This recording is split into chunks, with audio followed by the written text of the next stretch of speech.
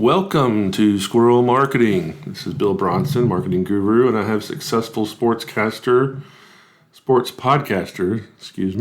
Same thing. Jeffrey Cooperstein.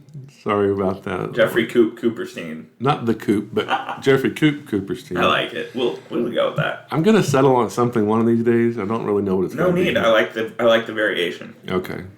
The Coopmeister. That's fine too. Okay. Whatever you want. But Jeffrey's here with me, and we've been talking a little bit about Apple and Microsoft, a strategic alliance or lack of alliance with them, kind of a rocky deal. But we're going to dig into that a little bit. But first, Jeffrey, I wanted to ask you. I talk about successful sports podcaster, but I haven't really asked you about the background of that. So, what kind of podcasting have you done, or do you do on a regular basis?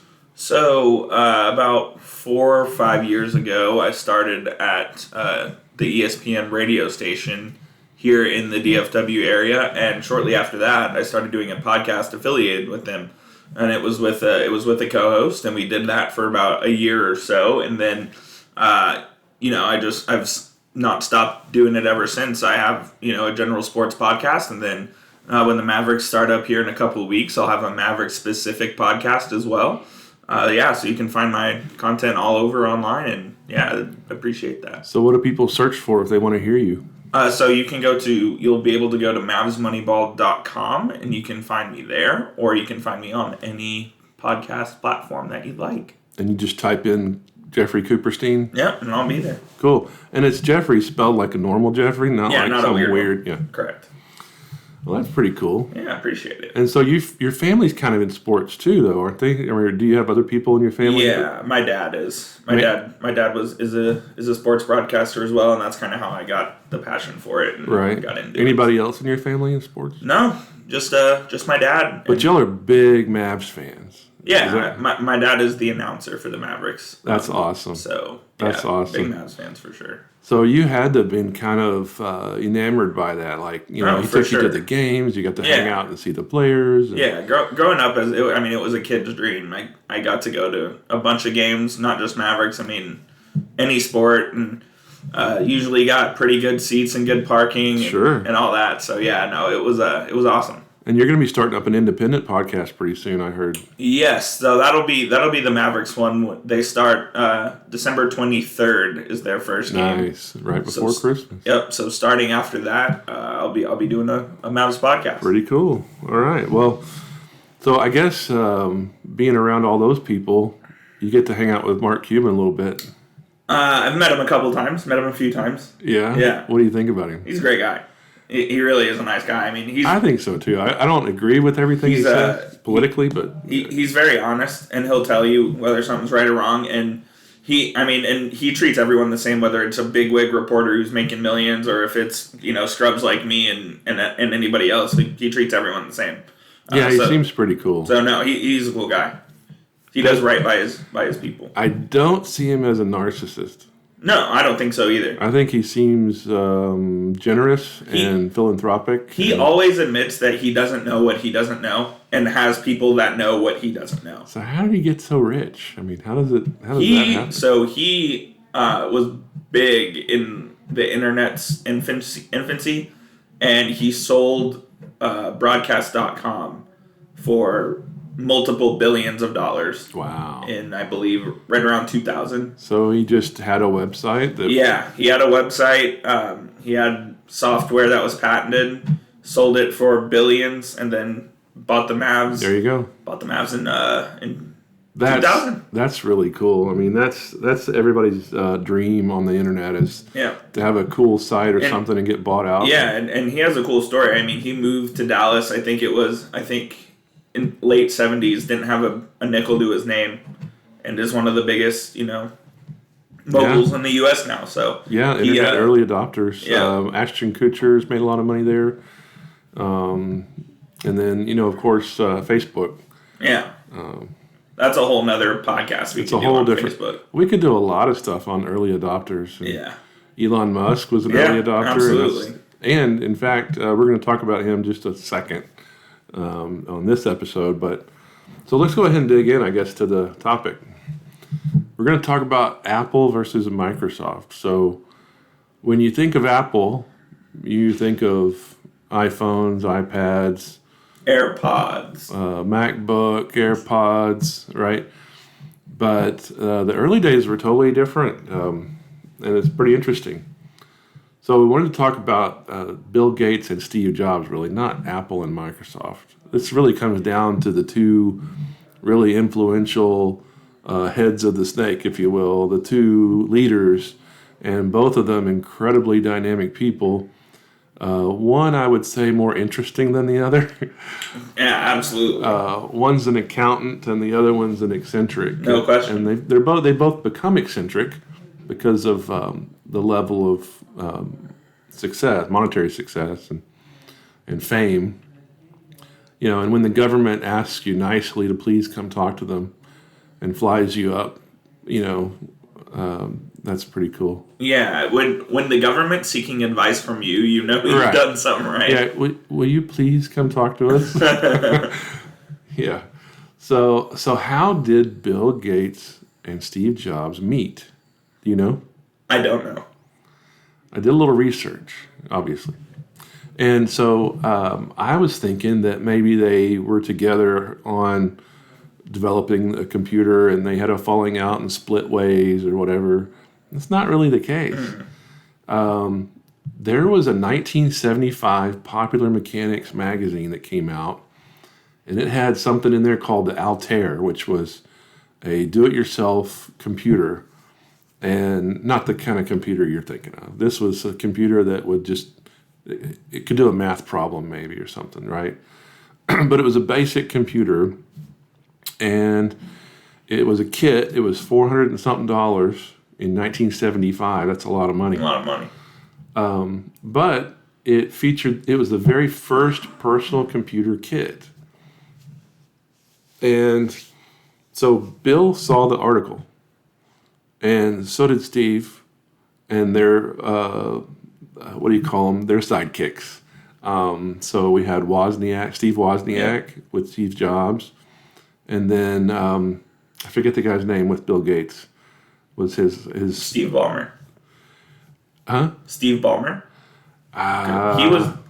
Steve Ballmer was the CEO of Microsoft. He now owns the Los Angeles Clippers. Yeah, no, it wasn't him. It was someone else. But it was an early childhood friend or whoever, it was his buddy. And so they both saw this article, and they both got interested in it. And so this club, these I think they were French Canadians who had this company, the very excellent computer club or something. I don't remember. Yeah. But anyway, they all formed this group called the Homebrew Computer Club. And Steve was a member, and Bill was a member. And so they all got together. They were writing software. They were coming up with ideas. They were having all kinds of fun.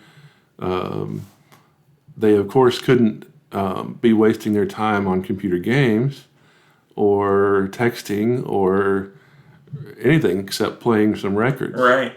And so they had a lot of brain time to conceptualize and invent things. And so they all had this passion for building something that didn't exist yet in the form of computers or software. And so through this club, Bill started to produce something called BASIC, which in my background, I used to program in something called Apple Basic. And I remember that was a Mac thing. But it wasn't a Steve Jobs thing. It was a Bill Gates thing. Mm-hmm. So the Apple Basic, the operating system of the Apple computer that I had, was written by Bill Gates. And so Microsoft actually produced the software for Apple computers. And I didn't know that.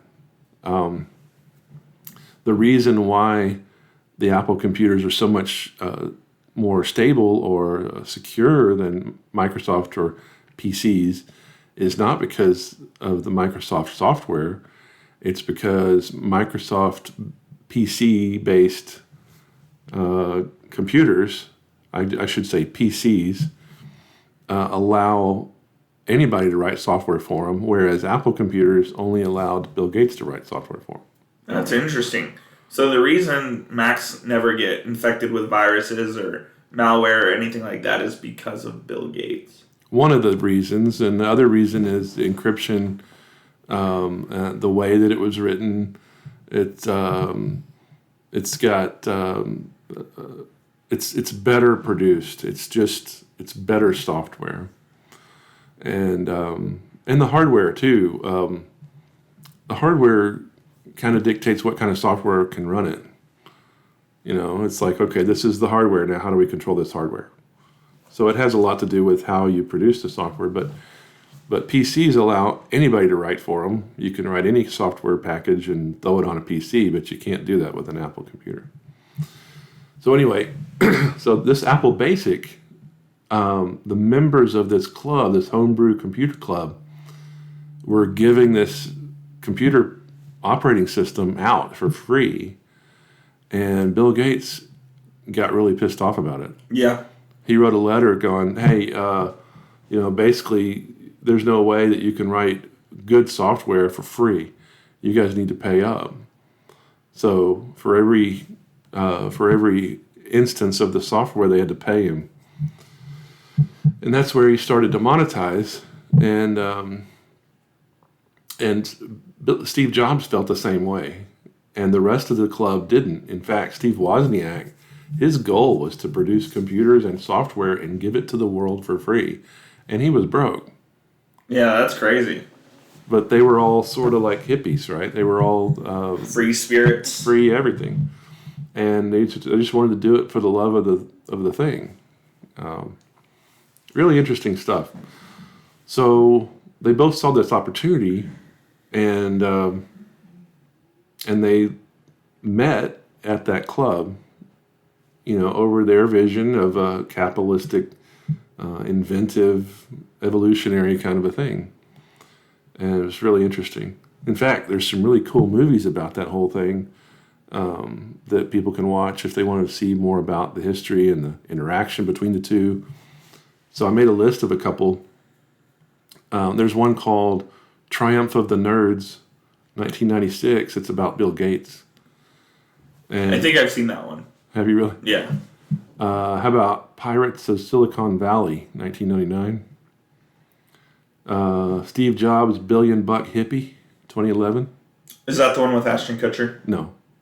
I saw two Steve Jobs movies. One was Ashton Kutcher. I can't remember what the other one was. Well, coming up to more current times, we have Jobs, 2013. Yes. With Ashton Kutcher. Yeah.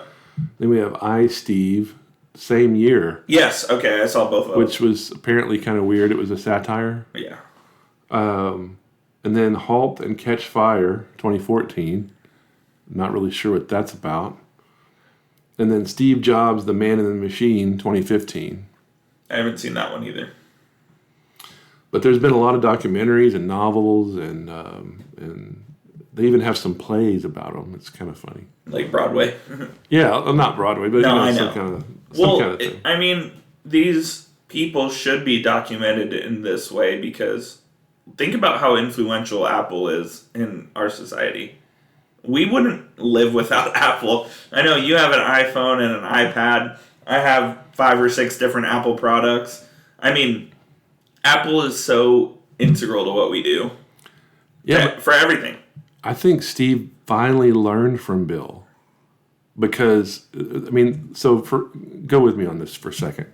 So when they started out, Apple produced computers. It was called Apple Computers. Microsoft, it's built into their name, software. Microsoft was software. Apple was computer hardware. They had two different things. They were not competing.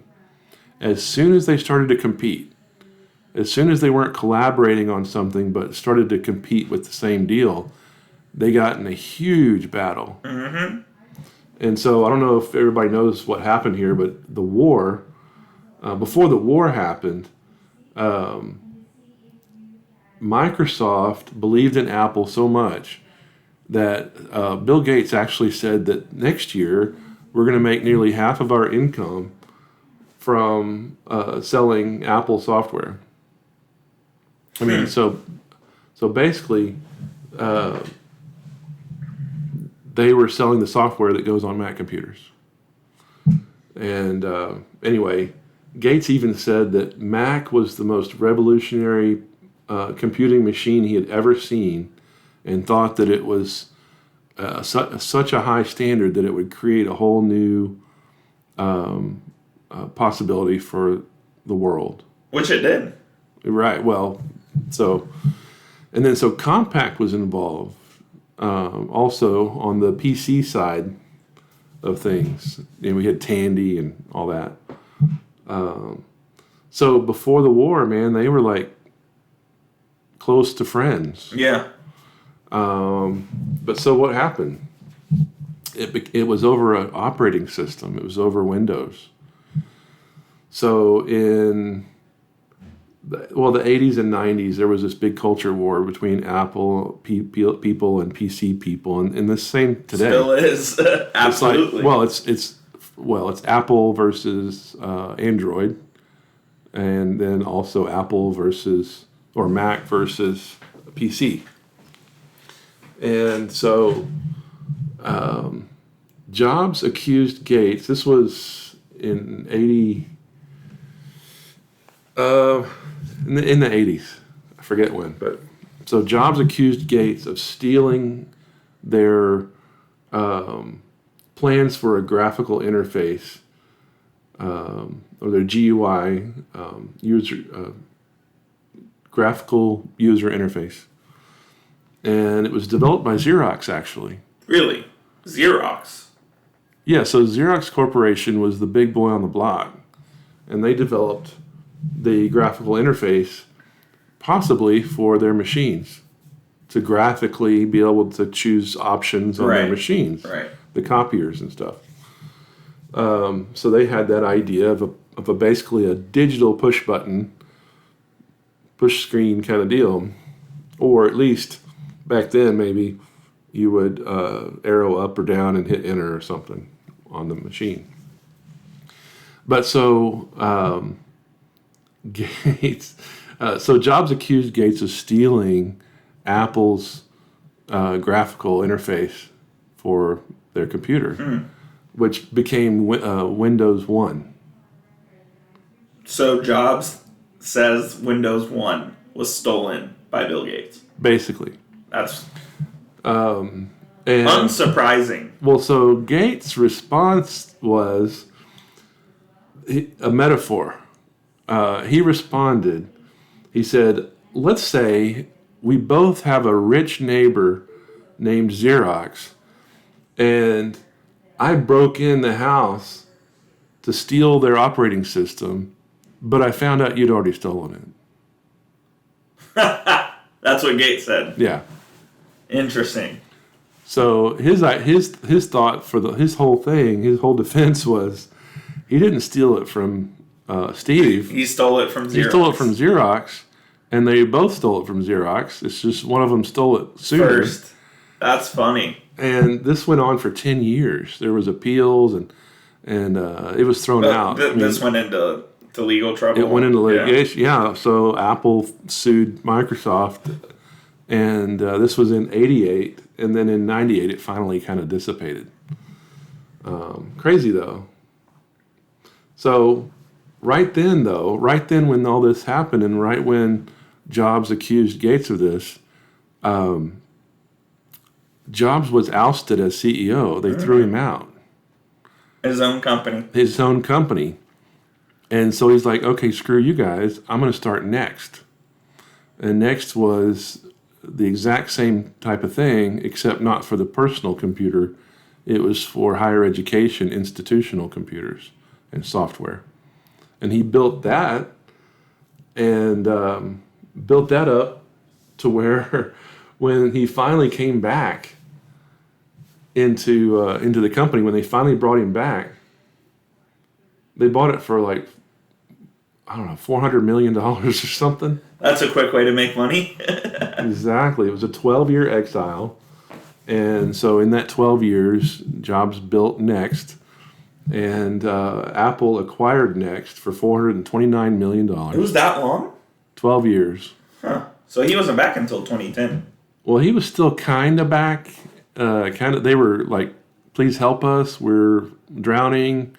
He was like, nope. He's like, hey, but it was an ingenious move. And I remember seeing the movie, and I was like, oh my gosh, that guy's just amazing.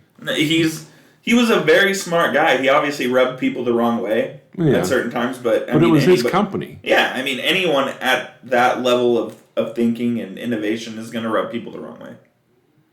Yeah, so it was 97 when he came back, and Apple was in big time financial trouble. Mm-hmm. So thanks to the poor management, Gil Amelio, I guess, was the CEO's name.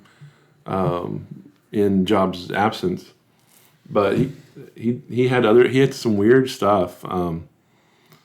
He had some weird projects going on, and just didn't do well. So they were in big time trouble.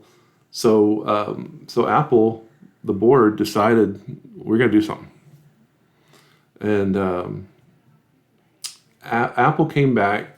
Steve Jobs came back to Apple, and then Steve and Bill met. And here's the cool part. Bill Gates invested $150 million in Apple stock to help Apple right the ship when Jobs came back. So that was sort of, it's to end. Also, it ended all their... An act of goodwill, yeah. Well, yeah, it ended all their litigation, first of all. That was part of the agreement.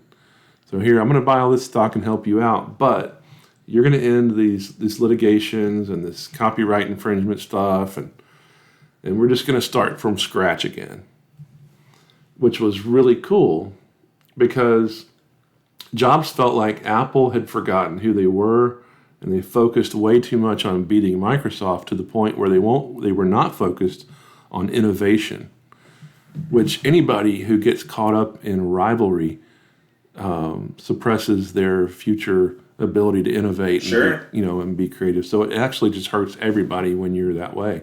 We saw that with presidential stuff, where when you spend too much time hating the other person, you're not going forward. Yep. For instance, I didn't see in the Democratic Party where they had a platform other than we hate Trump. That was it. What do you believe in? We believe in beating Trump. That's really it. So I would have rather have seen both sides focus on what they wanted to do for people. Same thing with companies. I would like to see companies less focused on beating each other and more about the product, furthering quality. Furthering everything. And you can take a lesson from this. Microsoft, kind of as a rule, hated Apple, and they invested $150 million to help them out. And they had a buyout in the contract for 2003. So they sold it back to Apple in 2003. Just so that was basically a loan, essentially. It was a loan, and Bill believed that Steve could right the ship. Yeah. And he believed that the stock would be worth more in what was that, 3, 4, 5 years? Mm-hmm. And so he felt like, okay, in 5 or 6 years, I think that it's going to be worth more. We're going to make money. It's a win-win situation. Let's end all this litigation. Let's be civil to each other again. And in that one decision, Microsoft Office became available on Macintosh computers. Oh, that was part of the deal as well. So if you remember, Apple computers, one of the big problems was the limited library of software available. And everybody in banks and institutions and companies needed Microsoft Word, because that Word and Excel were really the two main backbones of business. And then PowerPoint. Yep. But those were the main three. And then institutions were also using the database stuff too. We won't talk about that, but it was not a good product. But Word's cool, Excel's cool, and PowerPoint's awesome. So when you look at those three things, those were not available on Apple computers. That's crazy to think about because now everything has Microsoft on it, even Apple. It was not that long ago that I had a teacher send a file from their Mac, and I couldn't open it in Word. That's because crazy. they didn't save it as a doc file. Right. So it was not that long ago. And so this stuff really is just now coming to where you can buy an Apple computer and run superior software on it. But you can also run the backbone of Microsoft Office on it too. Well, and this is kind of going on a squirrel here, but Google has now taken the Microsoft, family of products and put them in a cloud-based server. Yeah, so now all the software doesn't have to be loaded onto a computer. You can access it from online. anywhere. And let me tell you something. It's not a secret, but this is why I finally decided to move to Mac. I dislike PCs because every time I turn around, something's screwing up. Mm-hmm. Absolutely. No question. The GPU freezes, my screen freezes, it shuts down for no reason, and I lost everything, whatever. And it's happened so many times. And I'm like, you know what? Forget this. I'm going to do a mirror. I did a RAID mirror with hard drives so I would never lose anything. And I had to go to all this trouble. It reminds me, Squirrel, that my new dog keeps digging holes in my backyard in my brand new sod. The brand new sod that I bought, which is this Palisades zoysia, a pain in the rear to put down. It takes a long time to take hold. And then this dog goes out there and starts digging holes in it and messing it all up. That was quite a squirrel. Well, it reminded me of the computer. I mean, because every time I made some progress, it would freeze or screw up, or I'd have to buy a new RAM stick or whatever. I was sick of it. And so finally, now that everything's cloud-based and I just need access to the internet with some superior hardware, I'm going Apple, and I did, and it's awesome. Apple's the best. I've had a Mac computer for 5 years now, and it still works perfectly. Well, my friend Jeff said he has one of those cheese graters, they call it. It's a tower system, but it's got like this loop on it. It looks like a cheese grater. Yeah, I know what you're talking about. And he said it's an old server from I don't know, 08. Oh, wow. And he says it's as fast as it's ever been. That's crazy. So, yeah, but so back to what we were talking about. So Bill helped Steve out with this loan, and not long after that, they came out with what we're talking about now is the iPod. I remember the first iPod coming out. Okay. So until then, really, Apple was PC or personal computer hardware. That's all they were. Really, they were developing their own software to some extent. They were collaborating with Microsoft on software. But this other digital music with the Sony Walkman. Yeah. Right? Yep. Kind of reminds me of Harley versus Honda. The Sony Walkman. Well, Sony dominated that industry, even from the cassette tape. So it was RCA with record players and Techniques and Pioneer and all that. I remember. And it was Pioneer lots of German companies were involved in it. Dutch company. Yeah. So then the Japanese came in when compact discs. When cassette tapes came. So then you saw Sony Walkman. You saw Panasonic. You saw some of the other, and then CDs, of course. But then when it wasn't physical, it was all digital. Then you had the Rio. Do you remember hearing about a MP3 player called the Rio? Mm-mm. I bought one for my daughter a long time ago. It was, and I think for my wife too. But it was a Rio, and it was an MP3 player. It held 15 songs, and it was pretty cool. You could basically play an album digitally. Yeah. Well, the iPod came out and dwarfed it. No, I remember. Yes. 500 songs, and that ingenious little wheel that you spun around. Yep. To get through the menus. So that one was 500 songs. I want to look at my phone right now and see how many songs I have. I have multiple thousands of songs on my phone. Like 23,000 songs on your phone. We won't talk about the phone yet. We're going to talk about how Apple killed the mobile phone industry. Okay. We can do that. Actually, we're going to talk about how Apple killed the MP3 player industry. We can do that.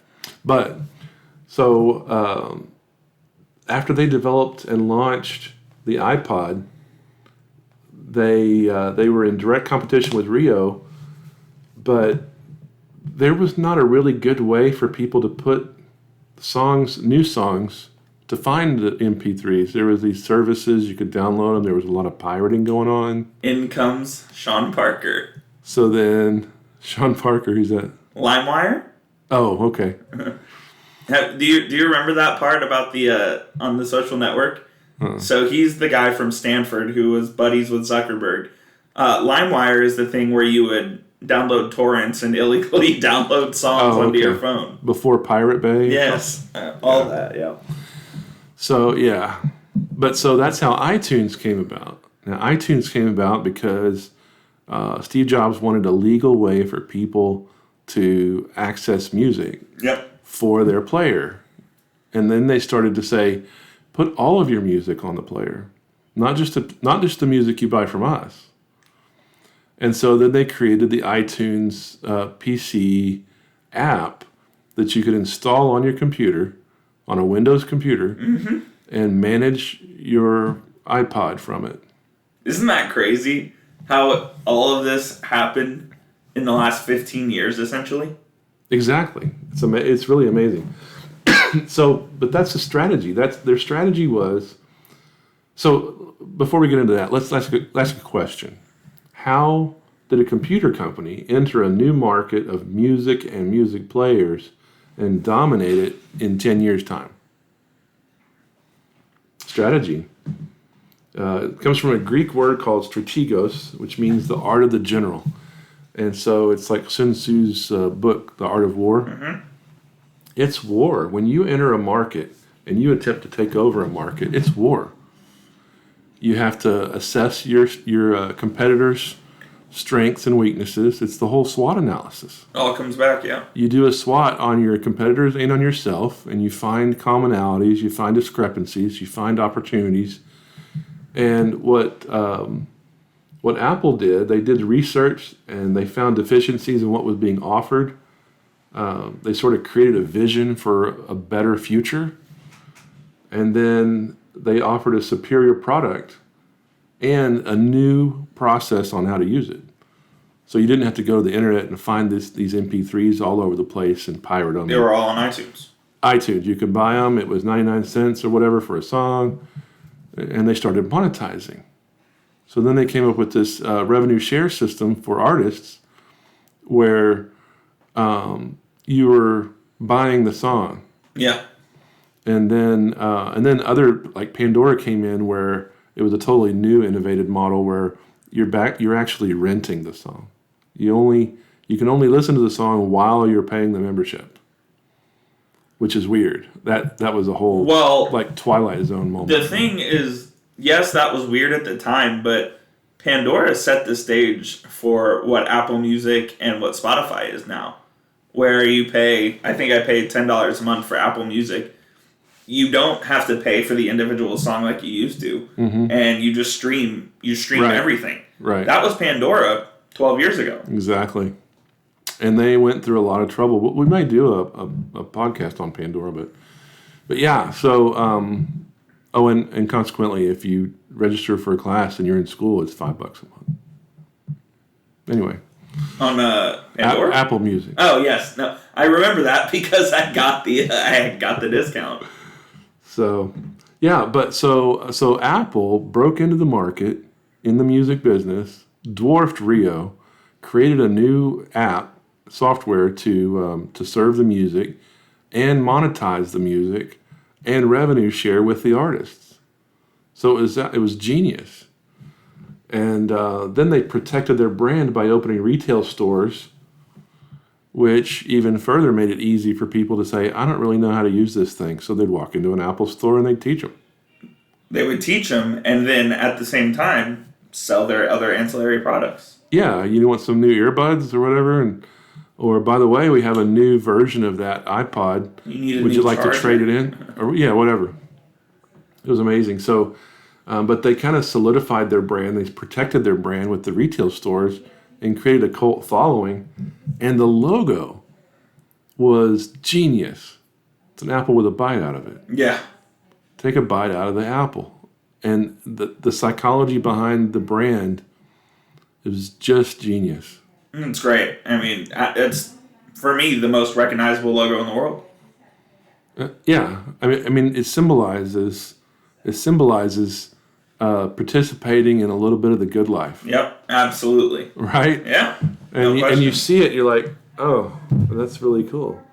In fact, I had a compact computer laptop, and I wanted it to be a MacBook so bad. I didn't have any money, and I had this old beat up Windows XP laptop. It was a Dell workhorse. You couldn't kill it. I liked it, but I wished it were a MacBook. And I had a little sticker I got from Apple when I bought my iPhone. Mm-hmm.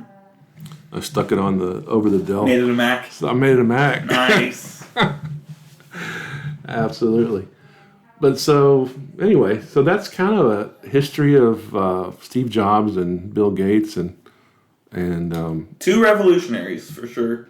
I learned a lot about it by researching it. And I had known a lot of this stuff anyway, but I really started looking at it from a marketing standpoint because this is a marketing podcast.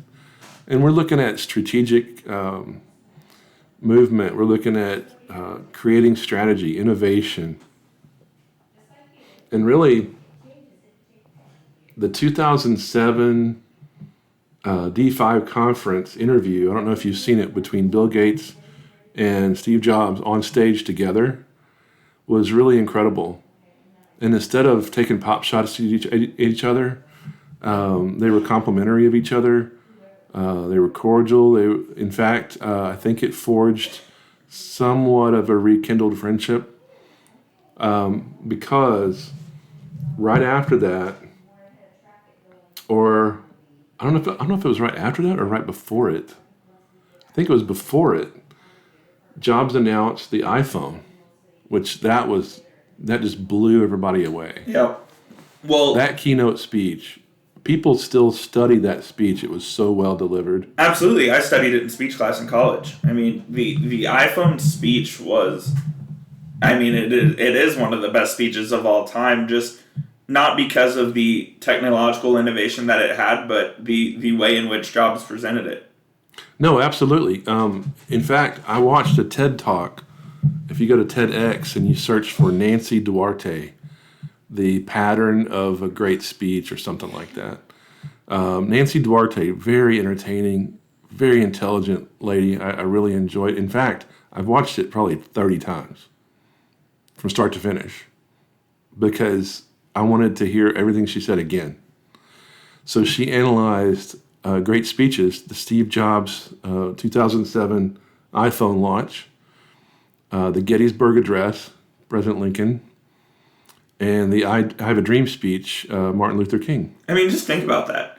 You have the Gettysburg Address, which was where that was the abolition of slavery, right?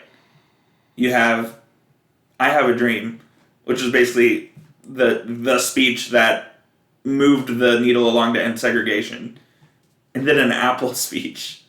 Yeah, well, talking in the same breath. It wasn't racially categorized, but it is something moving that changes the world for the better. Yeah. And the iPhone,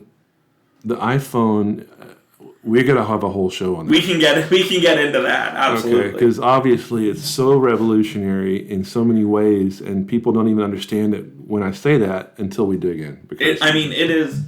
It is unfathomably, I can't even say that word correctly, unfathomably revolutionary in what you can do with an iPhone now. Even back then it was, but now it's ridiculous. Oh, it's a PC in your hand. That's exactly it's actually what I was a Macintosh personal computer. It's a Macintosh in your hand that in 1976 was the size of this room. Right.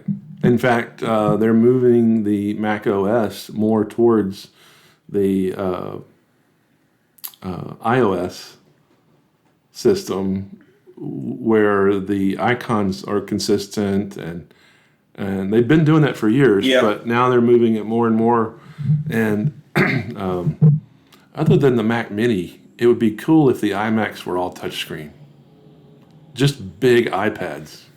Yeah, I could see that, but that's why they have the iPad Pro. Yeah, it's like another product. Yeah, but it's not 27 inches. It's what? It's probably, 13, 14 inches? Well, size matters. I like 27 inches. I want the big screen. Yeah. I want to see it all, and I'd like to be able to touch it, and move one window to the other side with my hand. That'd be really cool. That'd be awesome. And we're getting there. I mean, not for me. I've got a big, huge curved screen with a Mac Mini mounted behind it on the wall, and all you see is the monitor. Yeah, it's all pretty behind, cool. It's all behind it, and it's got a subwoofer system and everything. It's pretty cool.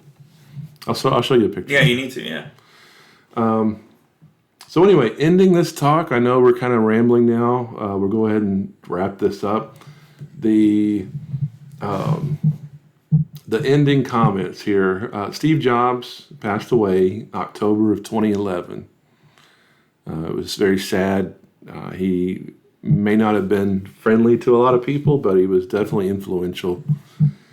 And at the time, his net worth was about $10 billion. That's B. With a B. That's with a B. That billion, the B could knock you over. I mean, you talk about somebody having $10 million, you're like, oh, that's a lot of money. Billion, that's a lot of B. So, and at the time, Bill Gates was worth about 50, which he monetized better, and he didn't have quite the turmoil involved and all the start over, 12 years in exile. I mean, so I would venture to guess they would both be worth the same had there not been all that turmoil. Yeah. But currently, the three richest men on Earth, Jeff Bezos at $189 billion. We have to get an Amazon episode in here soon. We will. I know you've been hesitant on it, but we got to do it. I don't know why I think Amazon's evil, but because I order from them all the time. Well, yeah. I mean, they are evil, but we all order from them. We'll get into Amazon. Their tactics are evil. Yes. We'll talk about that. But so Elon Musk, who I really like, he's out there with some ideas, but I think he's a genius. I think he's a genius, and he's a genuine guy. $136 billion, and I want a Tesla. Dang it, I want one now. Well, go to the shop. There's a Tesla shop a mile away from here. Okay, $90,000. I don't have, but yet, unless we get a Patreon account going here. And then Bill Gates currently at $120 billion. So that's the three richest men on Earth. I didn't include the females because I'm sure they're up there too. And I didn't do the research on that. I just looked at Steve Jobs and Bill Gates, really. Anyway, we're going to talk about next. We'll talk about how Apple sniped the mobile phone industry and killed MP3 players everywhere, including their own, on the next episode of Squirrel Marketing. Until then, see ya. Have a good week.